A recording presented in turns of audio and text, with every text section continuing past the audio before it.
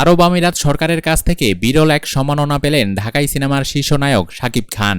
Creative culture ক্যাটাগরিতে আরব আমিরাতের সংস্কৃতি মন্ত্রণালয় থেকে প্রথম বাংলাদেশি তারকা হিসেবে শাকিবকে গোল্ডেন ভিসা দেওয়া হয়েছে। জানা যায়, আরব আমিরাতের সংস্কৃতি মন্ত্রণালয়ে আবেদনের ভিত্তিতে শাকিব খানকে বাংলাদেশি ও পশ্চিমবঙ্গের তারকাদের মধ্যে প্রথম গোল্ডেন ভিসা দেওয়া হচ্ছে। সংযুক্ত আরব আমিরাত সরকারের পক্ষ থেকে বিজ্ঞান, শিল্প, সংস্কৃতি, ক্রীড়া ও স্বাস্থ্যের মতো বিভিন্ন ক্ষেত্রে বিনিয়োগকারী, উদ্যোক্তা, পেশাদার, গবেষক এবং অসামান্য শিক্ষার্থীদের জন্য গোল্ডেন ভিসা দেওয়া হয়। দেশটি গত কয়েক বছরে সিনেমা, খেলাধুলা ও বিনোদনের ক্ষেত্রে বিখ্যাত কিছু ব্যক্তিত্বকে গোল্ডেন ভিসা দিয়েছে। এই ভিসার অধীনে তারকারা সেখানে দীর্ঘ সময় থাকতে পারবেন এবং সেই সঙ্গে তার পরিবার নানা সুযোগ সুবিধা পাবে। তাদের কাজ করতে এবং সেখানে দীর্ঘ ছুটি কাটাতে কাগজপত্র করতে হবে না আর।